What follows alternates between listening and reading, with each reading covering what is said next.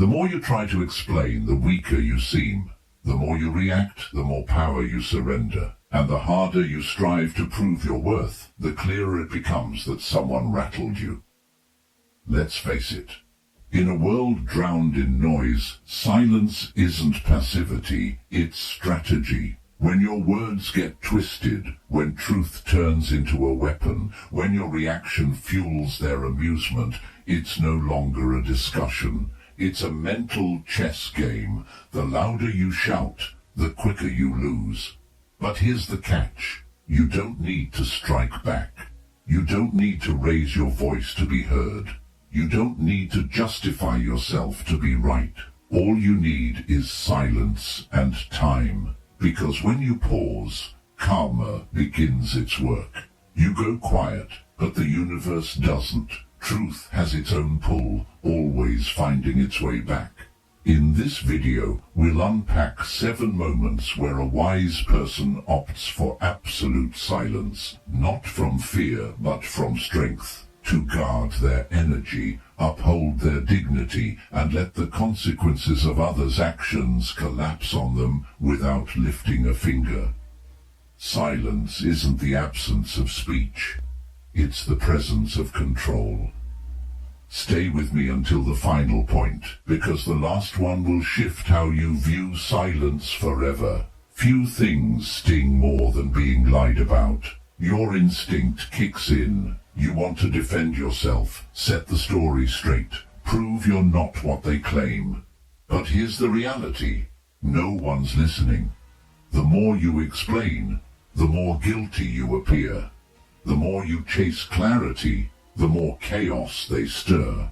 Those spreading lies don't seek truth. They crave your reaction.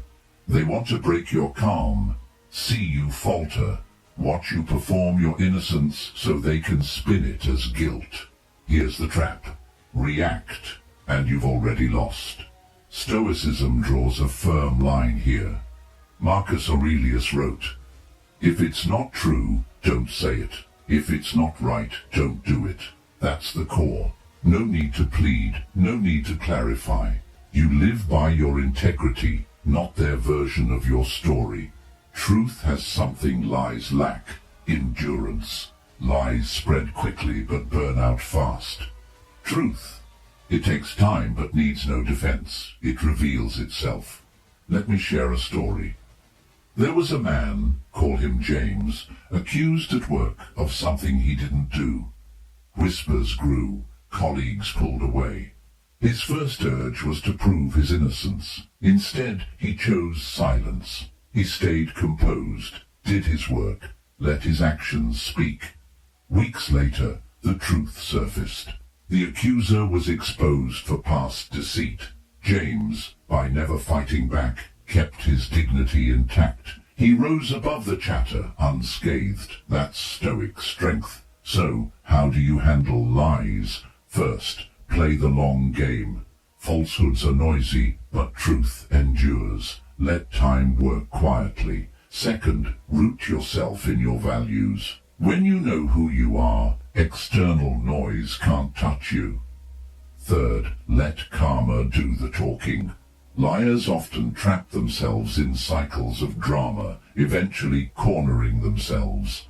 Silence isn't surrender, it's self-respect. You're not hiding, you're rising above the lies, the pettiness, the noise. Let them talk, let them spin, and let truth do what it always does. Return. Betrayal doesn't just wound, it shakes your foundation. It comes from those you trusted. Friends, partners, family. When it strikes, it feels like your chest caves in. Your first impulse is to confront, to demand. Why? How could you? To plead. Do you even see what you've done? But here's the harsh truth. Betrayers have already rationalized their actions. They don't see they're wrong, or worse, they don't care. The more you seek closure, the more you reopen your pain. When someone betrays you, they want your energy, your anger, your hurt, your confusion. Why? It gives them power. It proves they mattered. So what happens when you give them nothing? No rage, no revenge, just silence. That's when they realize they didn't just lose your words, they lost access to your essence. Seneca wrote, "A gem isn't polished without friction, nor a person perfected without trials." Betrayal is friction. It burns, but it clarifies, separating what's real from what's convenient. It forces you to face a hard truth. Not everyone you love is meant to stay.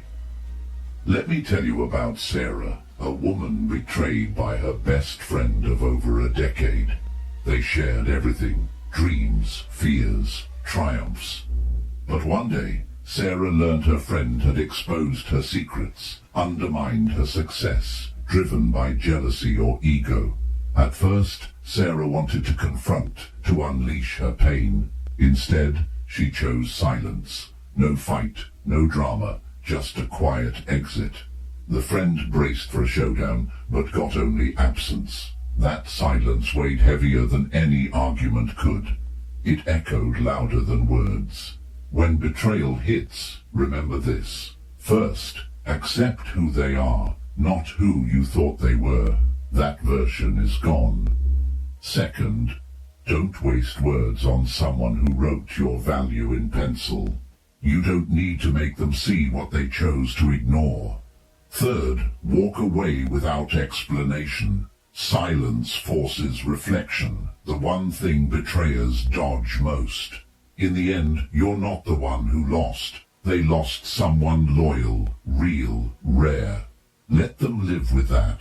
Not through punishment, but through your peace and absence. Insults are cheap currency used by the weak. Whether through sarcasm, passive aggression, or direct jabs, they're not about truth. They're about provocation. They want your reaction, your validation. Snap back, raise your voice, or defend yourself, and you've handed them control.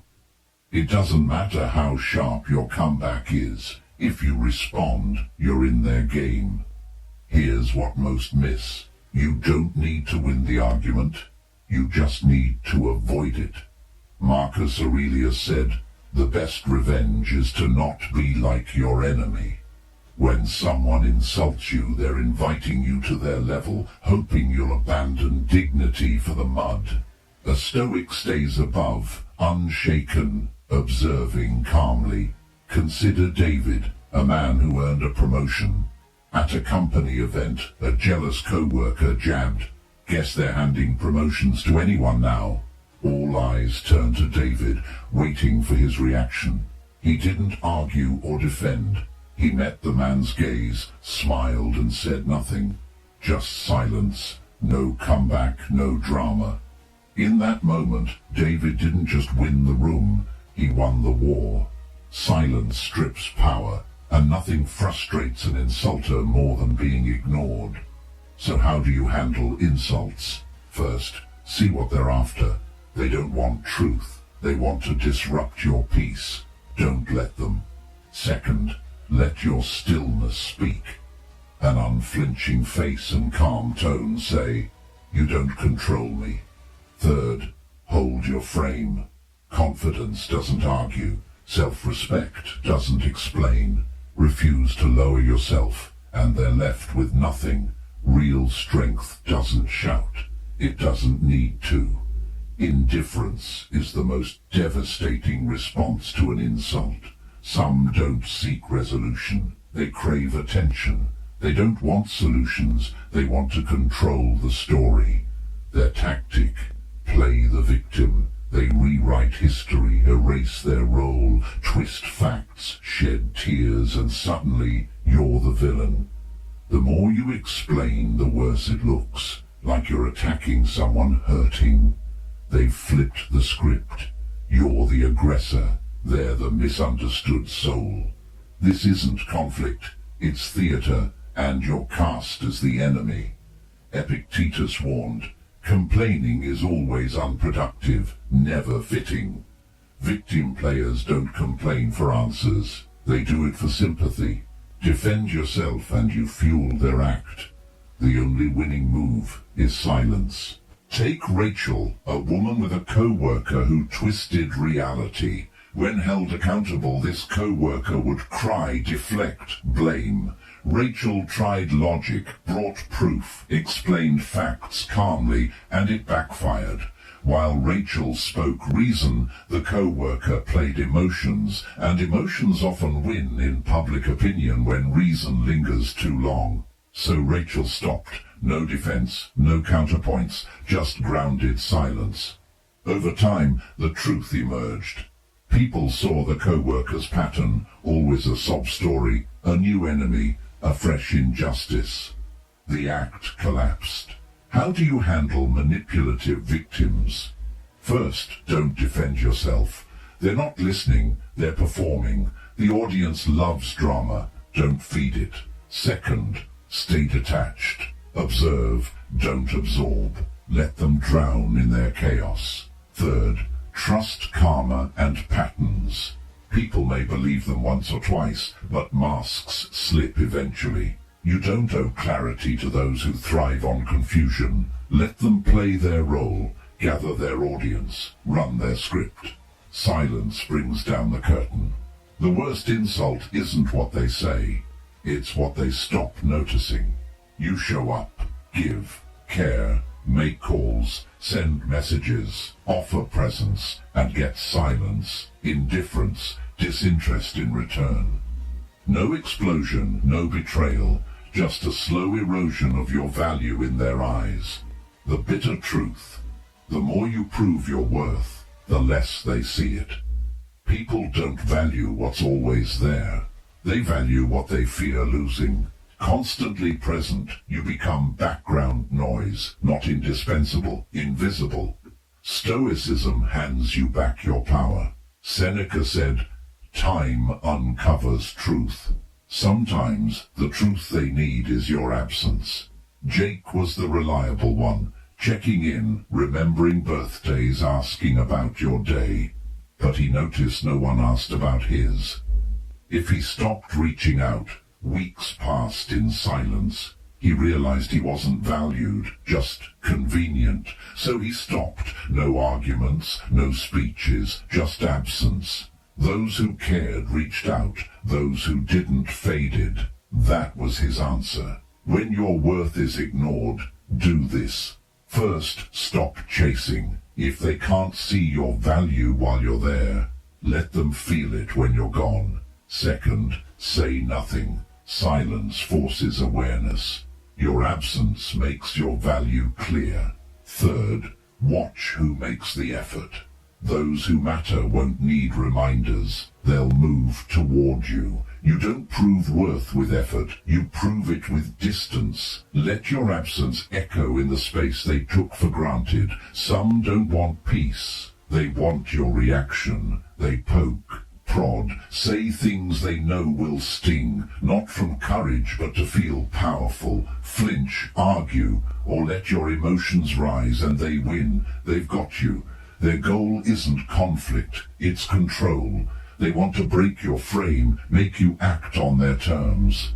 Stoicism becomes your shield. Marcus Aurelius said, "You control your mind, not events." Realize this, and you'll find strength. You can't stop provocation, but you can deny them your reaction.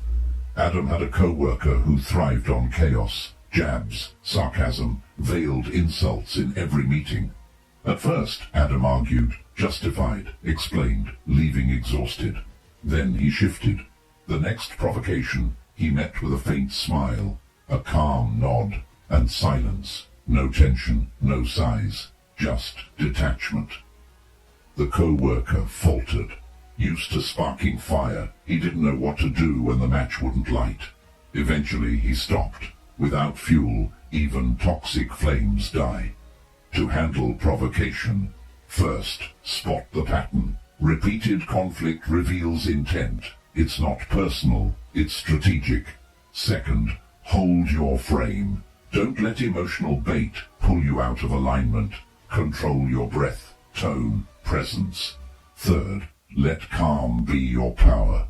The more unshakable you are, the more powerless they become. Not every provocation deserves your energy, and not every opponent merits a response. The strongest person isn't the loudest. It's the one no one can move, their silence and armor.